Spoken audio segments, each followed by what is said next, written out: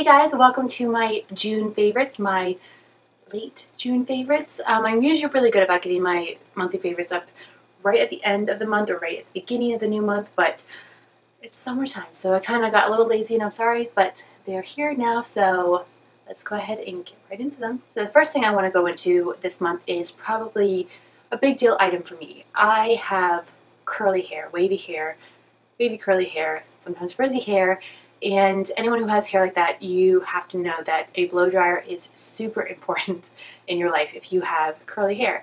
I blow dry my hair quite often, so I need a really good hair dryer. And I actually purchased a new hair dryer back in September of 2014, and it died on me this month in June. It died in June. So I've had it for less than a year and it's already dead, and that's just ridiculous in my mind. It's just like it should last for a couple years, so the fact that it didn't even last a whole year really kind of pissed me off. So I had originally heard of this from one of my friends, and I decided to, rather than go buy another hair dryer that I wasn't so sure about, I decided to spend money and get me a nice little hair dryer, and this is the Lotion hair dryer. It is made in Italy. It's a high pressure hair dryer, and so what that means is basically it will dry your hair really fast because the pressure from this hair dryer is just intense. It's crazy intense. Back in August, when I was trying to find another hair dryer, I tried this one out and I was thinking about purchasing it, but it was a little bit more expensive than I wanted to spend my money on, so I decided to go for something else that lasted freaking 9-10 months. Anyways, so I decided to spend a little bit more money and get this one this time, and I looked on Amazon for this hair dryer because I couldn't find it in Sephora or Ulta, and it was about $150. I did end up going on eBay and got it for $80, so that was like a little nice. If you want to dry your hair very quickly and have good intensity in your hair dryer that will kind of really straighten out any kinks or curls that you have in your hair, then this is also a good one to try out. The next item has been out on the market for a few months now, and I've heard some good reviews on it, so I decided to check it out. I had mentioned in my disappointing products video that Nivea is one of my favorite drugstore brands, and it definitely is. Even though I love the brand, I did hold off on buying this product for a little while just because I was waiting for a sale, and then I was also just like waiting to hear about what people's thoughts were on it. And I got it in the Nivea In Shower Body Lotion Nourishing 24-Hour Moisture. And this is in the very dry skin bottle, and it has almond oil. Each of the, there's normal, there's dry skin, and then there's very dry skin. And I think the dry skin has shea butter, and I can't remember what the normal one has, but this one had almond oil, and I do love almond oil, so that kind of extra made me excited about this bottle. So I decided to jump ahead and just get the very dry skin, just because I wanted my skin to feel super soft at the end, not because I necessarily have very dry skin. But the reason why I specifically love this product is because I tend to take very kind of hot, long showers or very hot, long baths, and at the end of my shower or bath, I just get too hot to sit there in the bathroom and put on lotion. I put on lotion eventually, but it's not right away as I get out of the shower, because I'm just too hot and it's too steamy in the shower or in the bathroom, and I just want to get out of there as soon as possible. So a lot of times there's this huge lapse of when I get out of the shower to when I put on my lotion, and I end up putting on my lotion because my skin feels really tight and I really need that moisture. This kind of really helps someone like me out who does not put lotion on right away. And what you do is after you use a body wash on your skin, again, this is just a moisturizing lotion for in shower. It's not a body wash whatsoever, so you do need to cleanse your skin. But after you cleanse your skin, you go ahead and you put this on all over your body, kind of stand out of the stream of the shower, put this on your body, and then after about a minute or so, wash it off. And it replaces your need to use a lotion after your shower, and it will make your skin feel really soft. One thing I will say about this for in the shower use is it does make your shower floor, once you start washing it off, it makes it a little bit slippery, so just be very careful about that because it is very moisturizing. I specifically actually really like using this after I shave my legs because, again, because I don't like to lotion up right after I get out of the shower. When I shave my legs, my skin can get very tight, very almost like scaly, not long after I get out of the shower, and this definitely helps with that. I like it. I think it is very soft. It smells clean. I mean, all Nivea products kind of just have like kind of a bland, clean smell, which I don't mind.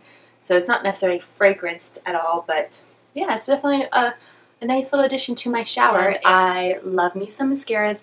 I kind of have I feel like, a high expectations for my mascaras.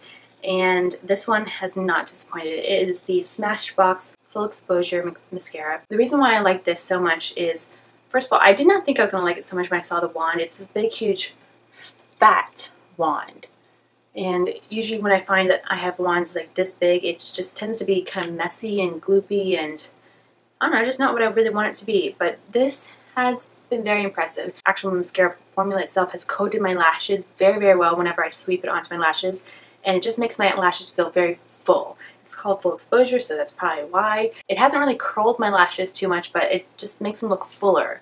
Definitely like just nice and fuller, kind of like you have false lashes on, and it just kind of like makes the lashes look bigger, just like more multiplied. The other thing that's really nice about it is I have worn it in June, all of June basically, and I tend to find that a lot of times with mascara, because I live in an area that's very humid, that my mascara kind of tends to like have this like blackness underneath my eye after a few hours, just because it gets really hot, and it just tends to smudge and just follow my lower lash line or like my under eye area.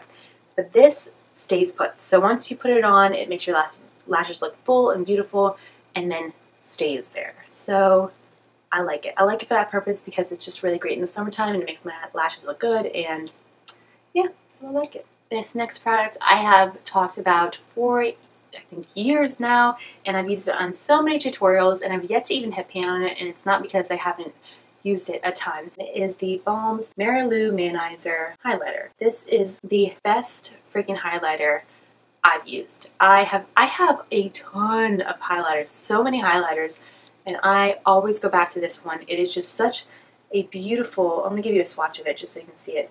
See it right there? It's very faint, but it's just like so like undetectable. It doesn't necessarily look like you're wearing tons of like makeup when you wear this highlighter. Just I put a little bit right here, mostly on my cheekbones. Sometimes put it in my inner tear duct area. It makes your skin look healthy and glowy without looking like it's makeup. It kind of looks just really, really natural and really beautiful, and I love it. I just love it so much, and I cannot believe that it has lasted me so long, because I can't even explain to you how often I use this thing, and it's amazing.